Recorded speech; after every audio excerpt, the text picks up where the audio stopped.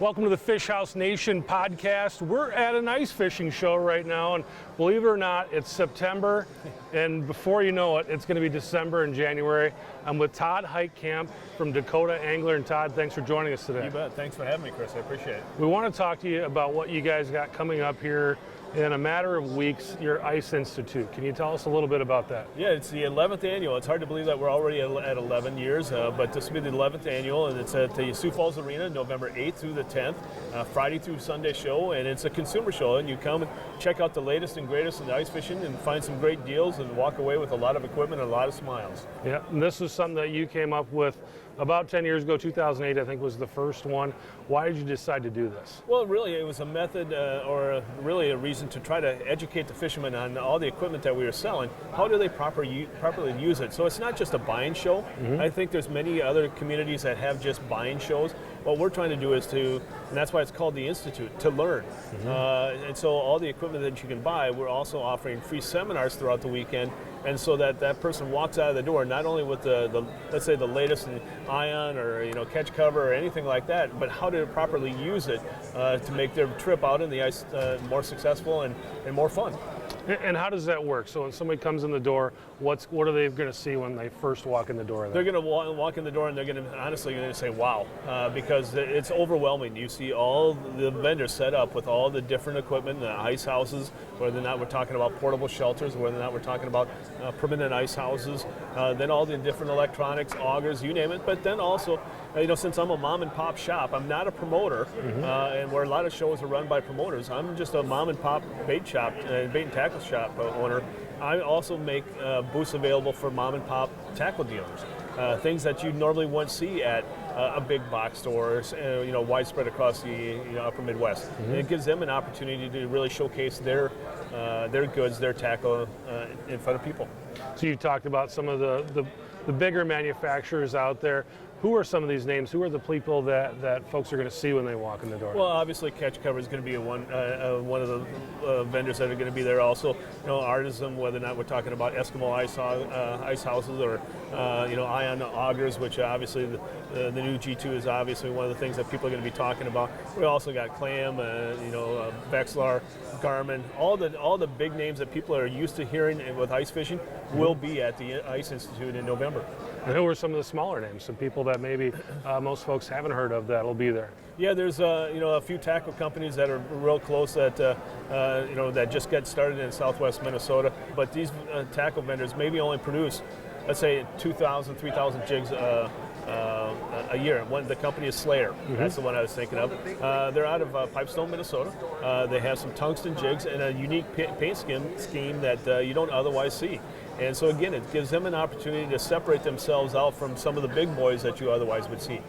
And who are, I know a lot of people like to go to these shows, they like to talk to some of the leading folks when it comes to the know-how in ice fishing. Who are some of the names of folks who will be there that they can come and shake hands and get some information from? Yeah, we've already got commitments from Dave Gens, the godfather of ice fishing. We also have commitments from Dennis Kasubi, Jason Durham, also Brad Hawthorne is another one. We're hoping for Larry Smith as well as from Wisconsin. We're also hoping for Troy Peterson, Mr. Bluegill, to make an appearance back to the Institute. He's been there 2 years ago, and we hope to get him back this year. Awesome. Hopefully he makes it out there. I hope so, too. I know someone who knows someone who might be able to make that happen for That sounds good. I appreciate that. So maybe for people who fish in Wisconsin or Minnesota or maybe even out east, what's it like ice fishing in your area? Well, I think the biggest factor that we have to deal with that a lot of other states don't have to deal with is the wind.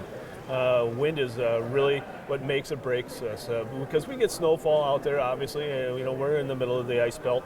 But really what a lot of states don't experience is the wind. And we can get wind that goes up to 25, 30 miles an hour. And then if you don't have the proper equipment to really protect yourself from that wind, you're not going to be enjoying yourself at all. Mm-hmm. It's going to be rather nasty out there. And so the trick is making sure that you have the equipment to, number one, to protect you from the wind, to keep you warm, and also not to jeopardize your own safety while you're out there. So the wind is the biggest hazard or factor that you have to deal with.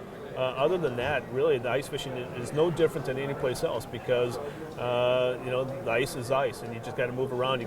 All our lakes are more dishpan lakes. They're not glacial lakes or anything like that, except you get in the northeastern part of the state. So it's very easy to kind of go find those fish. Now you just need to find out how active they are on that day.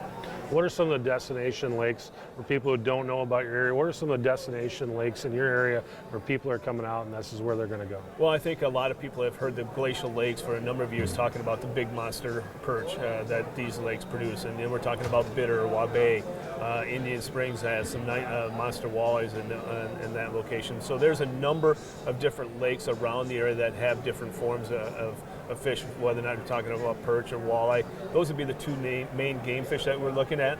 Closer to Sioux Falls in our area, Lake Thompson, Ponset has been a real good one, and Dry Lake by Willow Lake. Those are the three main ones. But the nice thing of what we always say is being a mom and pop tackle shop, that people call us to find out, well, okay, where's the latest bite happening? Because, yeah, you can hit these main lakes, but some of these smaller lakes, smaller sloughs, are probably going to produce more fish on a given day than what those larger bodies of water will do, and that's the service that we provide. Talking about service, we talked about wind earlier. You're not just an owner of a bait shop. Yeah. Tell us about some of the other things you got going on. Yeah, I'm the meteorologist in charge for the National Weather Service office in Sioux Falls. I've been a weather forecaster now going on 33 years. I've been a bait shop owner for 18. People don't realize how close weather is related to fishing, because we're at a tackle show and we're talking about all the latest and greatest things out there. All the equipment out there, all the technology that people are using, will show you where the fish are at. It'll show you, what's going on in the whole thing. But really, one thing that you can't control is the weather, and people need to understand how the weather will impact the success on that body of water. Whether or not you're talking about ice fishing or open water fishing, weather definitely plays a role. And so I can dovetail my real job that pays the bills into my job as a hobby of being a bait shop owner. What should we do? We know a front's coming in. How do I use the weather information to catch more fish? Well, people need to remember is that the fish will bite the best right before the storm passes. So as the cold front passes, when the wind is out of the south, the pressure will be decreasing dramatically.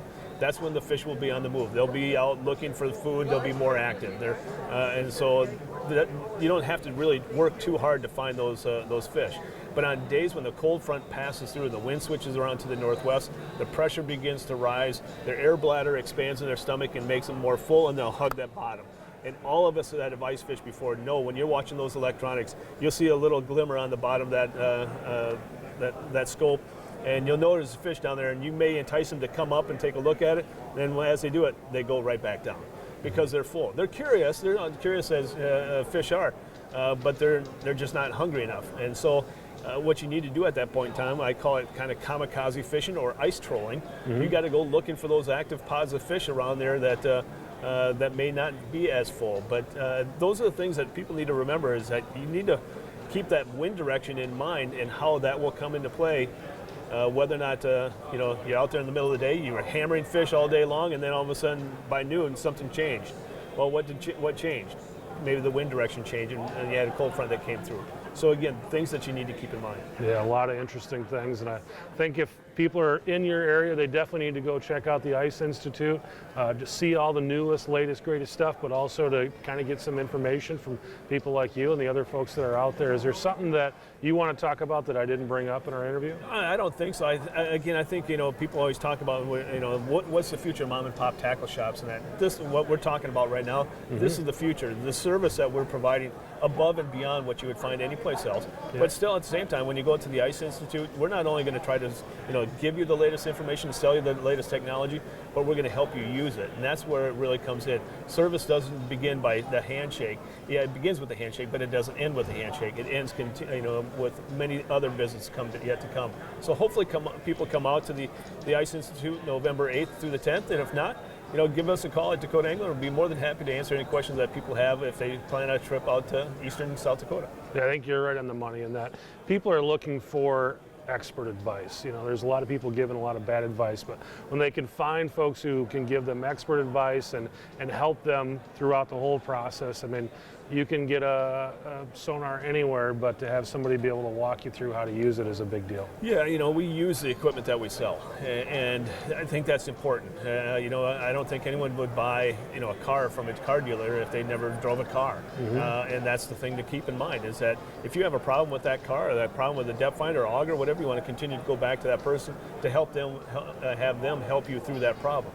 So again, service is very, very important. I've said that with whether or not we're talking about the weather service, because again, that's a service. We're providing a weather forecast, but also a fishing forecast. So some people even say I lied to them twice. So the weather forecast and the fish forecast. So you got to take that with a grain of salt sometimes. But yeah, that's the whole key behind it. Awesome. Well, Todd, thanks so much for joining us. Not a problem. Appreciate it. And if anyone has any questions, get a hold of Todd at Dakota Angler.